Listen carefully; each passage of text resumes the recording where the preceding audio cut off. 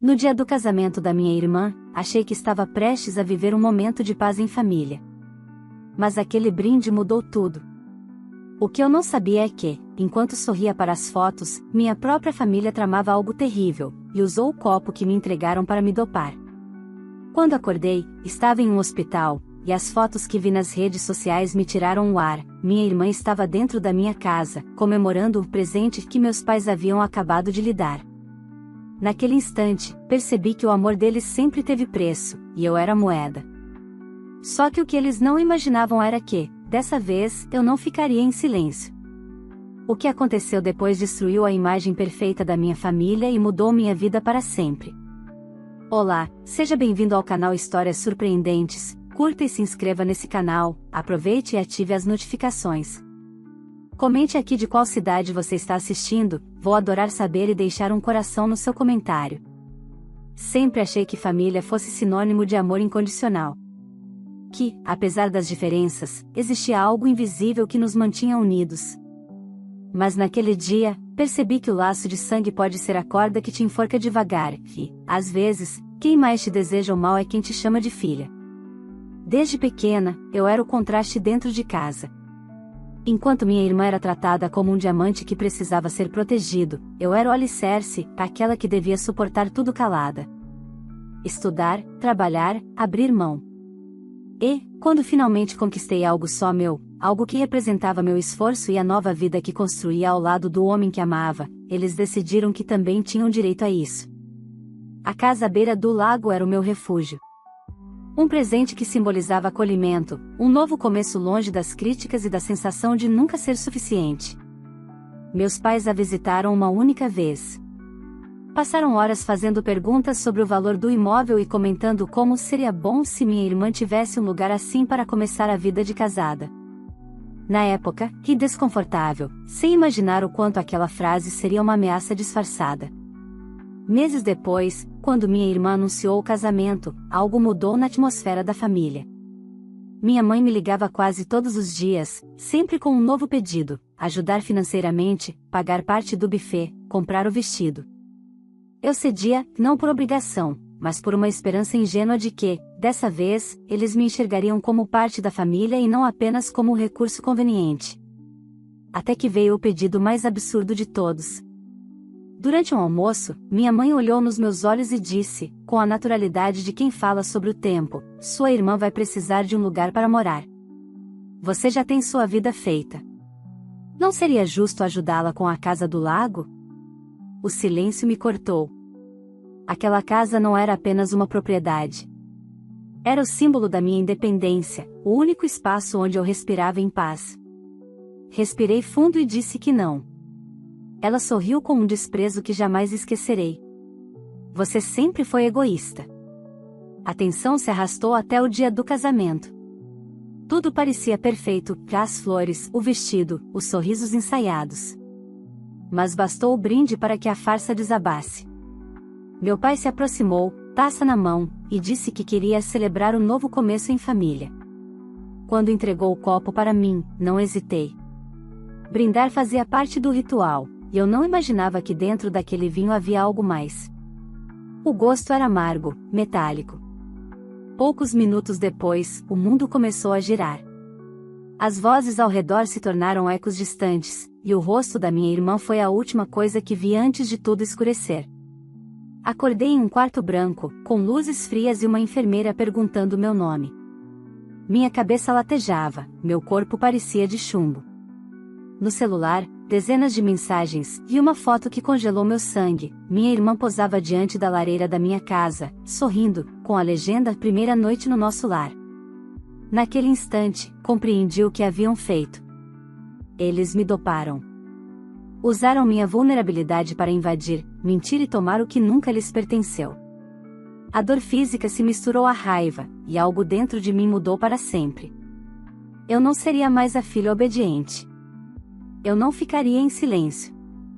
E, acima de tudo, eles aprenderiam que a mulher que eles tentaram apagar seria a mesma que acabaria com cada mentira construída ao longo de uma vida inteira.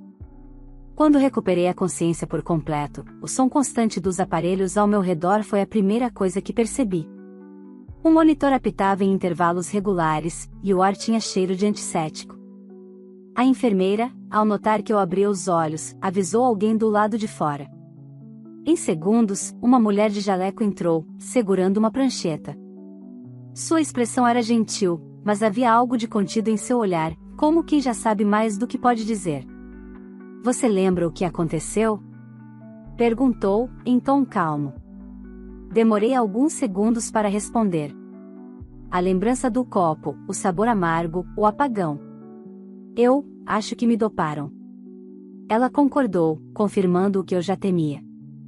Disseram que eu havia sido encontrada desacordada em um corredor lateral do salão onde acontecia o casamento da minha irmã. O corpo apresentava sinais de sedação por medicamento de uso controlado. Segundo o médico, a substância foi misturada a algo alcoólico, dose suficiente para derrubar um adulto em minutos. Enquanto ouvia, minha mente tentava se agarrar a qualquer explicação que não envolvesse traição. Mas bastou desbloquear o celular para que a realidade me esmagasse, a foto da minha irmã, sorrindo dentro da minha casa, e dezenas de comentários celebrando a nova morada do casal. Que casa maravilhosa! Seus pais têm um coração de ouro. Coração de ouro. Senti vontade de rir e chorar ao mesmo tempo. Minutos depois, o telefone tocou. Era ele, minha única âncora naquele momento. Sua voz vinha carregada de desespero e raiva. Estão na nossa casa. Postaram fotos. O que está acontecendo? Contei tudo. A tentativa de me convencer a entregar o imóvel, o copo de vinho, o apagão. Do outro lado, silêncio. Então, ele disse com firmeza: eu vou resolver isso. E não vai ficar por isso. Enquanto ele vinha ao hospital, recebi a visita de 2 policiais. O segurança do local havia encontrado uma taça quebrada perto de onde eu caíra. As câmeras mostravam meus pais me conduzindo até uma área restrita. O restante do evento seguiu normalmente, como se nada tivesse acontecido. Ninguém notou minha ausência, exceto meu marido, que achou que eu estivesse passando mal. Os agentes pediram autorização para recolher meus exames toxicológicos e tirar fotos das marcas nos meus pulsos, sinais de que alguém me segurou. O sentimento de humilhação me invadiu. Eu, a filha obediente, agora uma vítima de um crime cometido por quem devia me proteger. Horas depois, meu marido chegou. O olhar dele era uma mistura de fúria e ternura contida. Eles não apenas entraram na casa, disse, trêmulo, como trocaram as fechaduras. Estavam comemorando com garrafas do nosso vinho. E quando a polícia chegou, sua irmã tentou convencer o delegado de que a propriedade era um presente de família. Minha mente girava. Trocar as fechaduras. Isso significava que planejavam ficar lá, como se nada tivesse acontecido. O absurdo era tão grande que parecia uma piada de mau gosto. Mas não havia mais espaço para lágrimas. Quero processá-los, disse, com a voz rouca, porém firme. Todos. Nos dias seguintes, o caso tomou corpo. As provas começaram a se acumular, mensagens entre minha mãe e minha irmã, enviadas semanas antes, mostrando que elas sabiam da substância usada. Conversavam sobre dosagens, sobre deixar tudo pronto. E em uma delas, minha mãe escreveu: ela não vai ceder sozinha. Teremos que agir. As câmeras de segurança do salão capturaram o momento exato em que meu pai me ofereceu a taça. O vídeo mostrava a troca de olhares entre ele e minha mãe, frios, cúmplices. Quando a notícia do processo se espalhou, minha família tentou reagir da forma que sabia, fingindo inocência. Recebi uma ligação da minha mãe, chorosa, dizendo que tudo fora um mal-entendido, que o remédio era apenas para me acalmar porque eu estava nervosa. Nervosa por não aceitar ser roubada? Respondi. Ela desligou sem dizer mais nada. A cada dia, eu descobria mais fragmentos do plano. A falsificação da minha assinatura estava pronta, os papéis de transferência haviam sido redigidos por um conhecido deles, e o golpe seria concretizado assim que obtivessem minha digital, no momento em que eu estivesse inconsciente. Meu corpo ainda tremia com os efeitos do remédio, mas dentro de mim algo se fortalecia. Eu já não era mais a filha submissa. era uma mulher decidida a expor cada mentira, cada manipulação. E, dessa vez, eles não escapariam com desculpas. O que começou como uma tentativa de roubo familiar estava prestes a se transformar em um escândalo público. E eu seria a voz que eles tentaram silenciar. As horas que se seguiram foram um turbilhão. Entre exames, depoimentos e declarações, eu me sentia uma estranha dentro da minha própria vida. Tudo o que eu acreditava sobre família havia se desfeito. Cada lembrança da minha infância, os jantares silenciosos, os elogios destinados apenas à minha irmã, as comparações veladas, agora ganhavam um novo sentido. Eles nunca me viram como filha.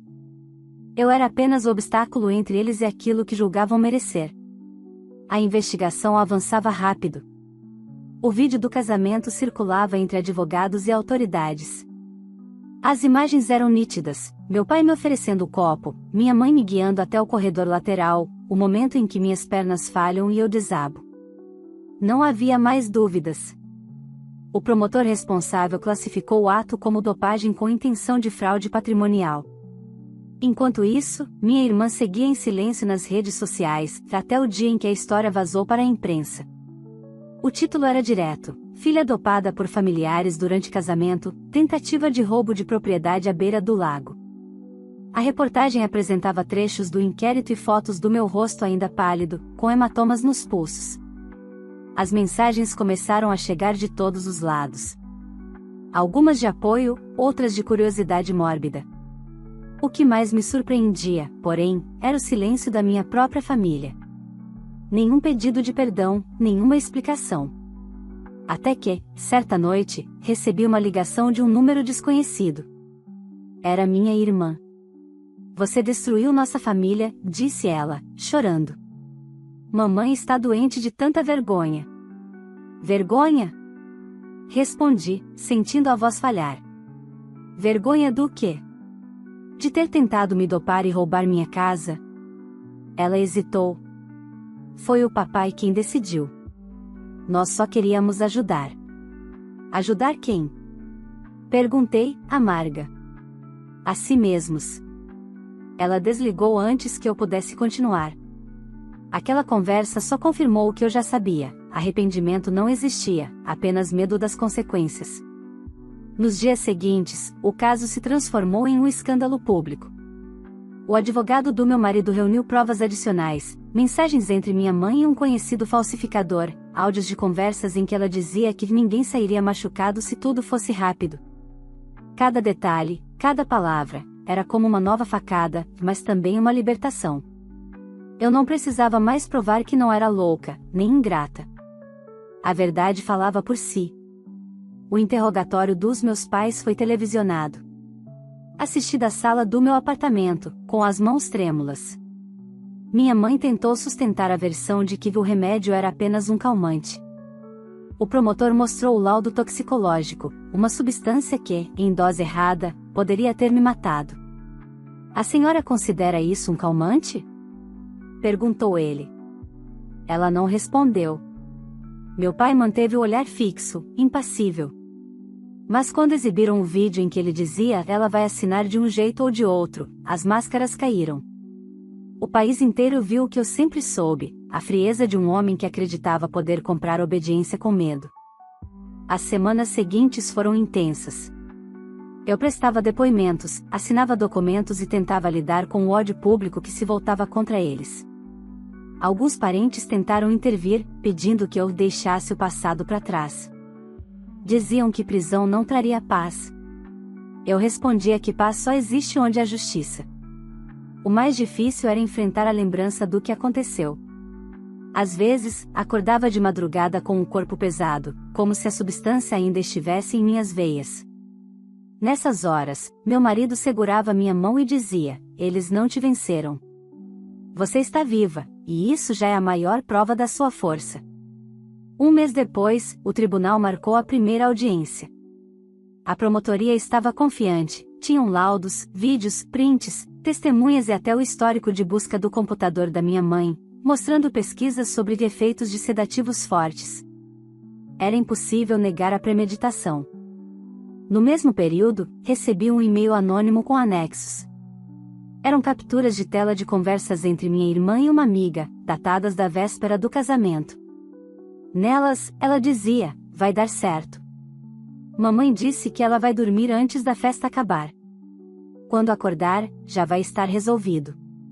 Eu fiquei parada diante da tela, tentando entender até onde iria a crueldade de quem compartilhava meu sangue. E percebi que, se antes eu lutava apenas por justiça, agora lutava também por algo maior, por minha própria liberdade emocional. Porque não era mais sobre uma casa. Era sobre a minha história, sobre o direito de não ser reduzida a um objeto nas mãos da família que me gerou. E, dessa vez, eles seriam obrigados a ouvir cada palavra que tentaram apagar. O tribunal estava lotado. Jornalistas, curiosos e até antigos conhecidos se espremiam nas cadeiras, todos ansiosos por ver de perto o escândalo que tinha se tornado assunto nacional. Eu, sentada ao lado do meu advogado, sentia as mãos geladas e o coração pesado. Não de medo, mas de uma estranha mistura de dor e libertação. Quando a juíza entrou na sala, o silêncio foi absoluto. Meus pais estavam a poucos metros de mim, de cabeça baixa. A imagem deles, tão frios, agora encolhidos diante da lei, me causava um desconforto quase físico. Minha irmã, sentada ao lado do marido, evitava meu olhar. Fingiam arrependimento, mas as expressões tensas traíam um verdadeiro sentimento, vergonha por terem sido pegos. O promotor iniciou a sessão apresentando o laudo toxicológico. As palavras dele ecoavam: substância de uso controlado, dose suficiente para induzir inconsciência. Em seguida, exibiu o vídeo do casamento, e as imagens que eu jamais conseguirá rever por completo. Lá estava meu pai, sorrindo, entregando o copo, minha mãe observando de longe, trocando um olhar rápido com ele, e eu, caindo poucos minutos depois.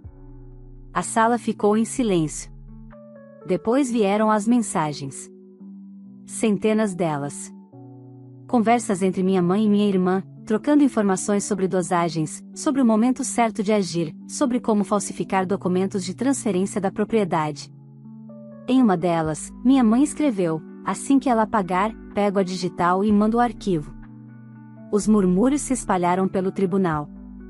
Meu pai apertou as mãos sobre o colo, pálido.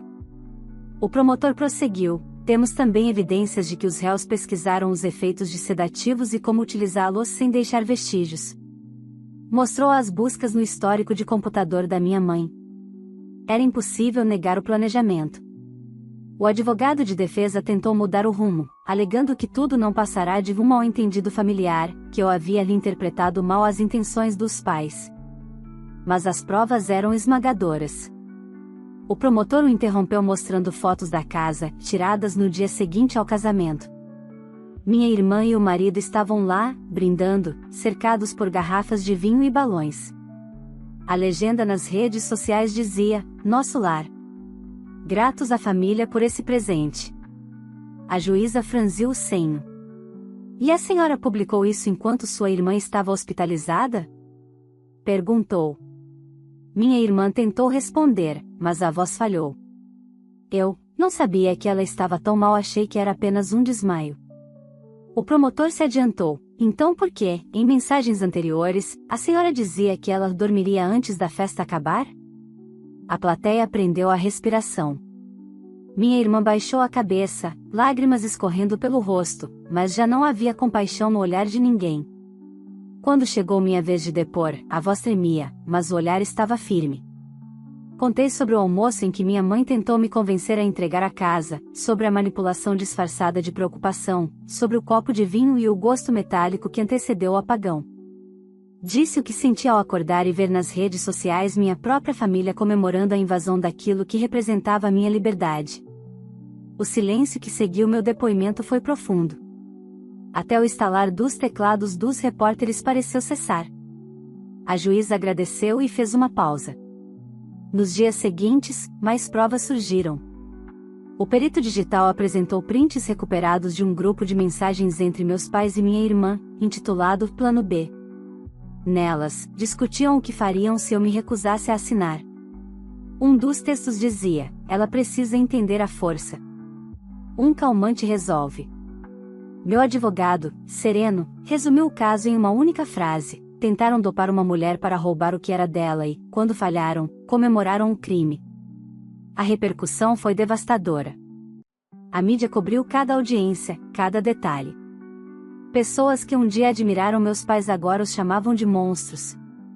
Meus colegas de trabalho me enviavam mensagens de apoio, e desconhecidos me escreviam dizendo que minha coragem os inspirava. Quando o julgamento chegou ao fim, a juíza leu a sentença: os réus são condenados pelos crimes de dopagem dolosa, tentativa de fraude patrimonial e invasão de propriedade. Meu pai recebeu 2 anos de prisão. Minha mãe, 1 ano e meio. Minha irmã e o marido foram condenados a serviços comunitários, além de multa e restrição de direitos. Enquanto os oficiais os conduziam, minha mãe me olhou por um instante. Não havia arrependimento em seus olhos, apenas raiva. E, naquele momento, percebi que a justiça não apaga o passado, mas impede que ele se repita. Saí do tribunal cercada por câmeras, luzes e microfones. E, pela primeira vez, falei sem medo. Eles tentaram me apagar, mas eu estou aqui. E vou transformar essa dor em verdade. A partir dali, a justiça deixava de ser apenas um processo. Tornava-se minha nova voz. Os dias seguintes à condenação foram um redemoinho. A imprensa transformou minha história em manchete nacional. Fotos minhas no tribunal, trechos da sentença, comentários de especialistas, tudo espalhado por jornais, programas de TV e redes sociais. Em poucas horas, eu deixei de ser a filha esquecida para me tornar a mulher que expôs os próprios pais. No começo, aquilo me assustou. As notificações não paravam, repórteres acampavam na frente do prédio, estranhos me enviavam mensagens de apoio e também de ódio. Alguns diziam que eu era corajosa, outros me chamavam de cruel. Mas eu sabia que a exposição era necessária. O silêncio sempre tinha sido o terreno deles, e, dessa vez, seria a luz que os destruiria. Foi então que decidi publicar tudo. Não uma entrevista, mas a verdade contada por mim. Passei a madrugada revisando documentos, prints, fotos do hospital, o vídeo do casamento, as mensagens de texto. Cada arquivo era uma ferida aberta, mas também uma prova viva do que haviam feito. Escrevi um longo relato, em primeira pessoa, e publiquei nas minhas redes com o título: Eles tentaram me dopar para roubar o que é meu. Em menos de 1 hora, a postagem já tinha milhares de compartilhamentos. Em poucas horas, viralizou. Pessoas do país inteiro comentavam, revoltadas, indignadas, solidárias. O contraste entre a imagem pública da minha família, o casal exemplar, a filha doce, e o horror do crime chocou todos. A repercussão foi implacável. O trabalho da minha mãe foi o primeiro a ruir. Ela havia sido reintegrada provisoriamente após o julgamento, mas a direção da empresa não suportou a pressão. Recebeu centenas de e-mails de clientes pedindo o desligamento dela. Em 1 semana, foi demitida por quebra de confiança. Meu pai, que trabalhava há décadas em uma distribuidora, também foi dispensado. A empresa alegou conduta incompatível com os valores corporativos. Meus antigos vizinhos contaram que ele saiu da casa de cabeça baixa, cercado por repórteres, enquanto câmeras o seguiam até o carro. Mas o que mais me surpreendeu foi a reação das pessoas que um dia os apoiaram. Os amigos de igreja da minha mãe se afastaram. O grupo de boliche do meu pai o expulsou. Até parentes distantes, que antes fingiam neutralidade, enviaram mensagens pedindo desculpas por nunca terem me defendido. Entre essas mensagens, havia uma de um primo que eu pouco via. Ele escreveu: sempre achei estranho o jeito como te tratavam. Eu era adolescente e não entendia o que via, mas hoje percebo o quanto foi injusto. Você não merecia nada disso. Chorei lendo aquilo. Pela primeira vez, senti que não estava sozinha. Enquanto isso, minha irmã tentava manter uma aparência de normalidade. Criou uma nova conta nas redes sociais, postando frases sobre perdão e superação, tentando apagar o passado. Mas nada ficava escondido. O público comentava em cada postagem lembrando o que ela havia feito.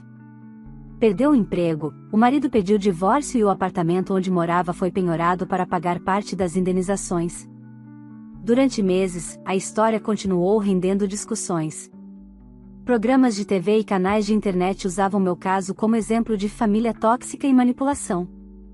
Alguns até romantizavam o drama, mas eu não queria fama, queria apenas verdade. Com o tempo, aprendi a lidar com a atenção. Transformei o trauma em força. Passei a dar palestras sobre abuso psicológico e violência patrimonial dentro da família. Em cada evento, contava não apenas o que aconteceu, mas o que significava sobreviver à traição de quem deveria te proteger. Em uma dessas palestras, uma mulher me procurou aos prantos e disse: "Eles não tentaram te destruir. Eles te revelaram quem você é." Essas palavras ficaram gravadas em mim. Porque era verdade. Se antes eu me via como vítima, agora me reconhecia como sobrevivente. Enquanto minha vida se reconstruía, a deles desmoronava em silêncio. Meus pais venderam a antiga casa para pagar advogados. Foram morar em um pequeno apartamento, longe de todos que conheciam. Minha irmã se afastou até deles. Nenhum dos três teve coragem de me procurar. Até o dia em que uma carta chegou, sem remetente. O envelope trazia apenas uma frase escrita à mão: "Se arrependimento bastasse, talvez dormíssemos em paz." Não sei quem escreveu, minha mãe, meu pai ou minha irmã, e, no fundo, não importa. A culpa era o único companheiro que lhes restava. Naquele dia, sentei na varanda da casa à beira do lago. O mesmo lugar que eles tentaram tomar de mim. O sol refletia na água calma, e, pela primeira vez em muito tempo, senti que a dor dava lugar à serenidade. A justiça havia sido feita. Mas o verdadeiro acerto ainda estava por vir. O tempo passou, e com ele vieram o silêncio, a reconstrução e a leveza que eu nunca tinha sentido antes. A casa à beira do lago, antes cenário de dor, se transformou em símbolo da minha cura. A cada manhã, quando abro as cortinas e vejo o reflexo do sol na água, lembro do quanto lutei para permanecer em pé. Eles tentaram me dopar, me calar, me apagar. Mas o que conseguiram, sem perceber, foi me despertar. Com o dinheiro da indenização, reformei a casa. Mantive o mesmo estilo, mas transformei cada canto em algo que representasse um recomeço. O antigo quarto de hóspedes virou um pequeno escritório onde comecei a escrever sobre o que vivi. As paredes antes frias ganharam cor, e o eco de medo deu lugar a risadas, música e novas memórias. Meu marido, que nunca desistiu de mim, foi meu alicerce durante todo o processo. Juntos, aprendemos que amar também é resistir ao caos. Houve dias em que ele me encontrou chorando sozinha, olhando para o vazio, e apenas me abraçou. Outras vezes, era eu quem o segurava quando o cansaço e a raiva o consumiam. Aos poucos, voltamos a sorrir. Quando a dor deixou de gritar, veio o momento da reconstrução. Recebi convites para falar sobre meu caso em universidades, instituições de direitos humanos e programas sociais. No início, hesitei, não queria ser lembrada apenas como a mulher traída pela própria família. Mas então percebi que minha voz poderia impedir que outras pessoas passassem pelo mesmo. A primeira palestra foi pequena, em um auditório de faculdade. Eu tremia quando peguei o microfone, mas bastou olhar para o público e ver tantas mulheres com olhos marejados para entender que não estava ali por acaso. Contei minha história sem censura. Disse que o perdão não é obrigação, que o sangue não anula o abuso, e que a coragem, às vezes, é apenas escolher continuar. Ao final, uma senhora me abraçou e disse: "Você me fez entender que não é errado me proteger." Aquelas palavras me curaram mais do que qualquer sentença judicial. Enquanto eu florescia, eles definharam. Meus pais desapareceram da mídia, evitando qualquer aparição. Um conhecido em comum contou que o casamento deles entrou em colapso, que viviam entre brigas e arrependimentos tardios. Minha irmã, por sua vez, tentou reconstruir a vida, mas as portas se fechavam sempre que alguém reconhecia seu nome. Carregava o peso do sobrenome e das próprias escolhas. Certo dia, um envelope chegou até mim. O nome do remetente era familiar, minha irmã. O papel, amassado e sujo, trazia uma letra trêmula. Dizia estar arrependida, que havia entendido tarde demais o que significava invejar alguém que só queria ser amada. Pedia uma chance, queria me ver, conhecer minha nova vida. Não chorei, Não senti raiva, apenas indiferença. Queimei a carta na lareira, assim como havia queimado o passado. Meses depois, uma nova notícia chegou: eu estava grávida. A sensação foi indescritível. A vida me dava a chance de começar uma história sem as sombras do passado. Chorei, mas dessa vez de felicidade. Não pelo que perdi, mas pelo que conquistei. O dia em que contei a novidade para meu marido e para os sogros foi um dos mais bonitos da minha vida. Rimos, choramos, e percebi o quanto eu havia encontrado uma nova família, não de sangue, mas de alma. Pessoas que me amavam sem exigir nada em troca. Quando minha filha nasceu, decidi que ela nunca herdaria o peso das minhas cicatrizes. Prometi a mim mesma que ela conheceria o amor verdadeiro, aquele que acolhe e não cobra, que apoia e não exige. Cada risada dela dentro daquela casa é um lembrete de que o mal pode até vencer por um tempo, mas nunca para sempre. Hoje, a casa à beira do lago voltou a ser o refúgio que sempre deveria ter sido. Há flores na varanda, brinquedos espalhados pela sala e o som das águas batendo suavemente nas margens. Às vezes, ao entardecer, fico observando o horizonte e penso em tudo o que vivi. Não sinto ódio, não sinto pena. Sinto apenas paz. Eles queriam me tirar tudo, minha casa, minha dignidade, minha voz. Mas o que conseguiram foi me mostrar o quanto eu era forte. Tentaram me dopar para que eu dormisse em silêncio, mas eu despertei para uma vida que eles jamais compreenderiam. Hoje, sou livre. Livre dos laços que me prendiam, das culpas que me ensinavam a suportar, das mentiras que me faziam duvidar de mim. E enquanto o sol se põe sobre o lago, eu abraço minha filha e penso que essa é a maior vingança de todas: viver em paz quando quem te destruiu vive em ruínas. A casa continua de pé. Eu também. E, finalmente, ambas pertencem à mesma pessoa, a mulher que sobreviveu. Se você chegou até aqui, merece conhecer o final dessa história de coragem e superação. Essa mulher foi dopada e traída pelos próprios pais, mas transformou a dor em força, ergueu a cabeça e mostrou ao mundo que justiça também pode vir das próprias mãos, com verdade e coragem. E você, faria o mesmo se estivesse no lugar dela? Teria coragem de enfrentar a própria família para defender sua dignidade e sua paz? Quero saber a sua opinião nos comentários. Me conta também de qual cidade você está assistindo esse vídeo, porque eu sempre leio tudo e deixo um coração nos comentários de quem participa. Se essa história te tocou, curta o vídeo, inscreva-se no canal e ative o sininho para não perder as próximas histórias emocionantes que trazemos por aqui. Compartilhe com alguém que precisa de força para recomeçar e lembrar que, às vezes, a vingança mais poderosa é viver em paz. Sua curtida e seu comentário fazem toda a diferença e ajudam mais pessoas a conhecer histórias reais de superação, justiça e renascimento.